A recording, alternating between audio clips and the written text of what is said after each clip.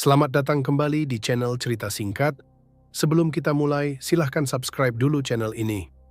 Halo guys, balik lagi di channel Cerita Singkat. Siap buat lanjutin pelarian Choi Iyun yang super menegangkan? Kalau kamu yang belum nonton episode sebelumnya, link ada di kolom deskripsi guys. Dan buat yang belum subscribe channel ini, silahkan subscribe dulu ya. Kalau sudah semua, kita langsung masuk ke alur ceritanya. Episode dibuka dengan Choi Iyun dan pelayannya, Seom-seom, yang berlari menembus hutan di tengah malam. Mereka panik dan ketakutan, dikejar oleh para prajurit yang diperintahkan untuk menangkap putri dari keluarga pengkhianat. Seluruh jalan keluar dari ibu kota sudah diblokir, membuat mereka benar-benar terjebak. Di tengah keputusasaan, Choi Iyun teringat pesan terakhir Jung Chun. Jika dalam masalah, carilah Four Finger, preman nomor 2, di Mapo, yaitu Jang Siul. Itulah satu-satunya harapan mereka. Dengan tekad baru, mereka memutuskan untuk mencari Siul di dermaga Mapo.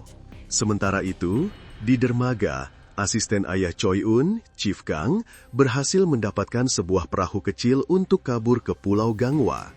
Dia menunggu kedatangan ayah Choi Un, tapi mereka melihat para prajurit sudah mengepung seluruh area dermaga. Chief Kang yang membawa peta rahasia Joseon sadar bahwa dia tidak akan bisa lolos. Dia pun membatalkan pelarian itu dan bersembunyi. Setelah berhasil melewati para penjaga, Choi Un akhirnya tiba di sebuah gubuk tua di Tai Songri, tempat persembunyian yang disiapkan Siul. Di sana, dia terbangun dari mimpi buruk tentang ayahnya. Dengan panik, dia bertanya pada Som-som apakah semua yang terjadi semalam hanyalah mimpi. Tapi tangisan Som-som menjadi jawaban yang menyakitkan. Semua itu nyata. Ayahnya, rumahnya, semuanya telah hilang.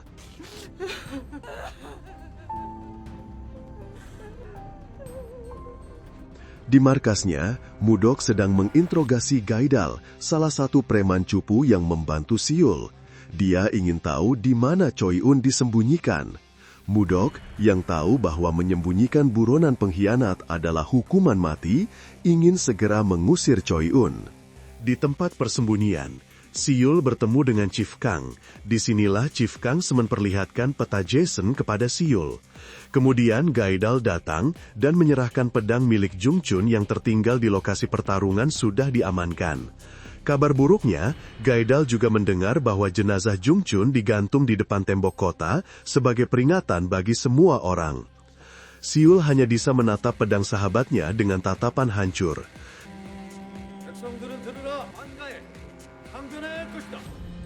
Di gubuk persembunyian, Choi En bertanya pada Siul di mana mereka sekarang. Saat Siul menjelaskan, dia melihat sebuah peta yang digelar di lantai. Choi En menyatukan sobekan itu, dan kini peta Jason yang menjadi rebutan itu ada di tangannya. Dia menjelaskan pada Siul bahwa peta ini adalah alasan ayahnya dan Jung Chun mengorbankan nyawa mereka, karena peta ini bisa menjadi kunci untuk menyelamatkan Joseon dari perang. Tiba-tiba, Modeok datang dan bermaksud mengusir mereka demi keselamatan gengnya. Choi En, yang kini membawa beban berat di pundaknya, mencoba bernegosiasi dengan Modeok. Dia menawarkan semua harta yang dia miliki, surat-surat berharga senilai 2.000 nyang, dan akta tanah perkebunan ginseng, sebagai imbalan untuk sebuah perahu yang bisa membawanya ke Pulau Gangwa. Modeok, yang mata duitan, tentu saja tergiur. 2.000 nyang adalah jumlah yang sangat besar, cukup untuk membeli beberapa rumah mewah. Geng kecil Mudok pun langsung heboh. Tapi Mudok di balik wajah serakahnya punya rencana lain yang lebih licik.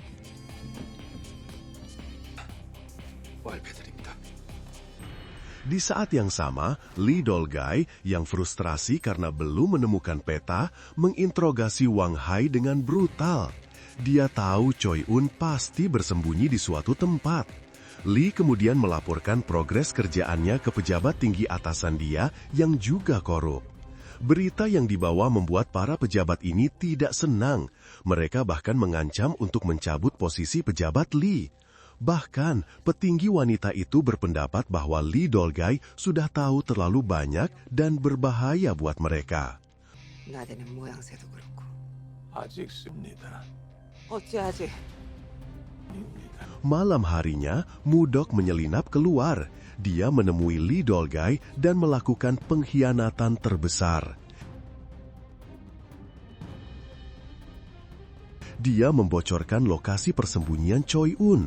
Tapi bukan hanya itu, dia juga membongkar semua rahasia Siul.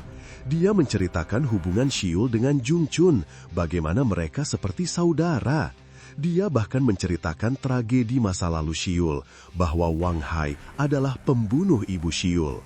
Dengan semua informasi ini, Mudok menyerahkan Siul dan Choi Un ke tangan Lee Dolgai. "Kenapa kau melakukan ini?" tanya Lee Dolgai. Mudiok menjawab dengan dingin, "Aku akan melakukan apa saja untuk melindungi keluargaku. Entah aku mengkhianatinya atau dia yang akan menghancurkanku. Aku tidak punya pilihan lain." Dia memilih untuk menyelamatkan nyawanya sendiri dengan mengorbankan orang-orang yang baru saja dia sebut keluarga. Lee Dolgai yang kini memegang semua kartu langsung menyusun rencana. Dia tahu Choi Un akan mencoba kabur lewat sungai pada saat fajar, saat air pasang. Dia juga tahu Siul yang haus akan balas dendam pada Wang Hai pasti akan terlibat. 하겠다는 것 아니야. 내일 새벽. Malam itu, Dolgai langsung memerintahkan pasukannya untuk melakukan penggerebekan di tempat persembunyian Choi Un. Tapi ternyata mereka semua sudah tidak berada di situ. Para pasukan kemudian melakukan pencarian di sekitar lokasi. Selain itu, pasukan juga dikerahkan ke dermaga untuk mencegah semua perahu meninggalkan dermaga itu. Sementara semua orang sibuk, Siul berhasil menurunkan jenazah para korban yang digantung di gerbang kota. Kemudian, dia langsung menuju tempat anak buah Wang Hai berada. Di situ, dia hanya menemukan anak buah wanita Wang Hai yang sedang dirawat tidak berdaya dan akhirnya bertarung dengan kakaknya yang ternyata masih di situ.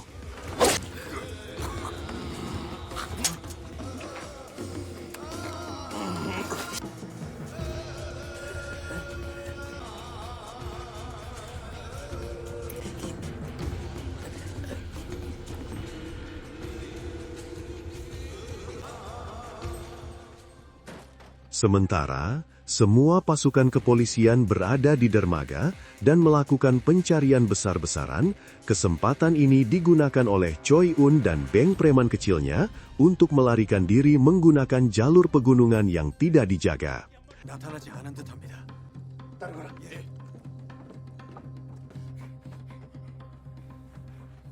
Siul ternyata sudah selangkah lebih maju. Dia tidak sepenuhnya percaya pada Mudok. Mereka pun kabur membawa jenazah kerabat mereka yang telah diturunkan oleh Siul untuk dimakamkan. Sementara itu, di saat yang sama, Siul melanjutkan aksi balas dendamnya. Tidak menemukan Wang Hai di tempat sebelumnya, dia lanjut mendatangi markas preman yang sudah dikuasai Wang Hai. Di sana, dia habisi para preman yang menghadang satu persatu. Dan pada akhirnya, Wang Hai muncul. Siul melemparkan senjata dan milik anak buahnya menunjukkan bahwa mereka sudah dihabisi. Hal ini membuat Wang Hai murka. Dan duel epik terakhir pun pecah. Pertarungan mereka berlangsung sangat brutal. Keduanya adalah petarung tingkat tinggi.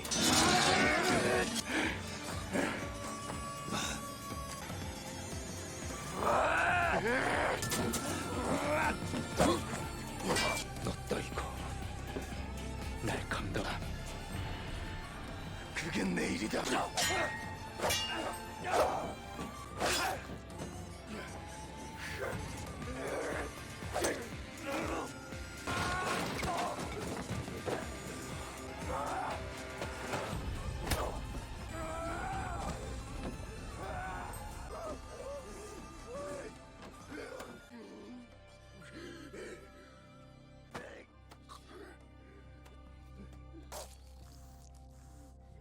Dengan satu tarikan terakhir, Siul akhirnya berhasil membunuh Wang Hai. Dendam yang telah dia pendam selama bertahun-tahun akhirnya terbalaskan. Dia terduduk di samping jenazah musuh bebuyutannya, terengah-engah dengan air mata yang akhirnya menetes membasahi wajahnya yang penuh darah.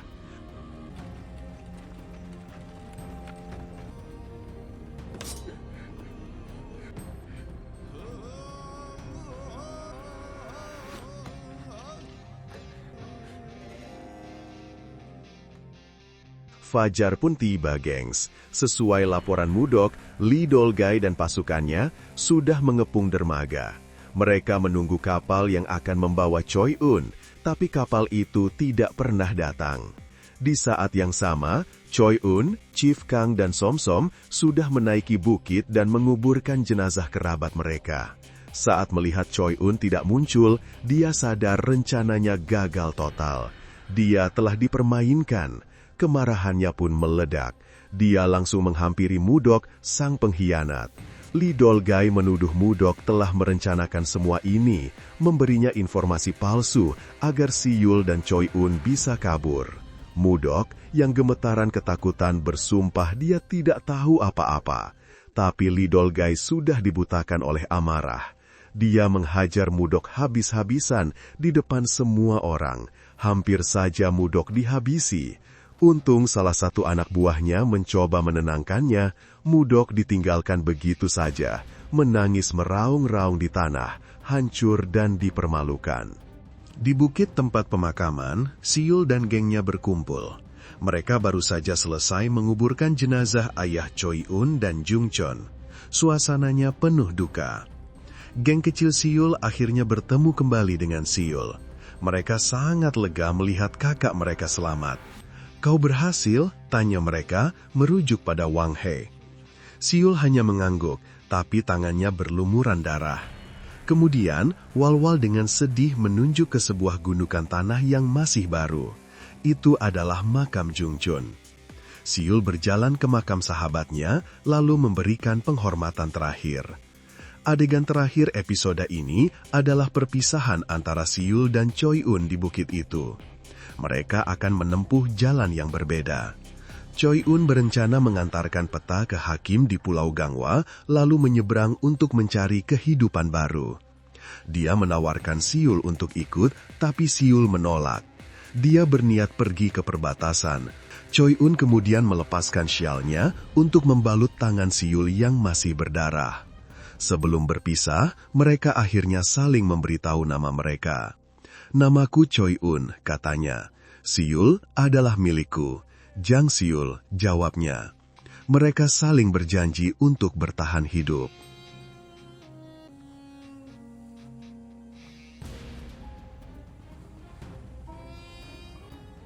저의 이름입니다. 란. Malam itu, di kediaman para pejabat tinggi atasan Lee Dolgai, datang seseorang dengan jubah pejabat merah. Dia ternyata adalah anak buah Lee yang sudah naik pangkat setara dengan Lee. Dia melaporkan bahwa rencana sudah dijalankan. Rencana yang dimaksud ternyata adalah upaya menghilangkan Lee Dolgai atas kegagalannya. Di saat yang sama, di ruang rapat para ketua preman, Lee Dolgai akhirnya dihabisi oleh para ketua preman yang selama ini dendam karena selalu ditindas oleh Lee.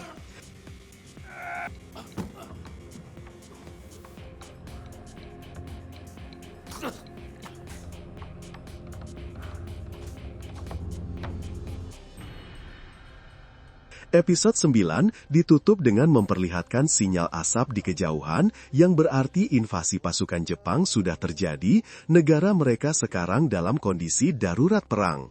Perahu Choi Un yang perlahan menjauh membawa harapan terakhir Joseon. Si Yul hanya bisa menatap dari atas bukit sendirian dengan masa depan yang tidak pasti. Season The Murky Stream pun berakhir di sini. Seru banget ya guys. Seperti biasa, silahkan tulis komentar bagaimana pendapatmu soal film ini, dapat bintang berapa. Dan jangan lupa klik tombol like dan subscribe juga ya. Oke, sampai jumpa di ulasan film selanjutnya.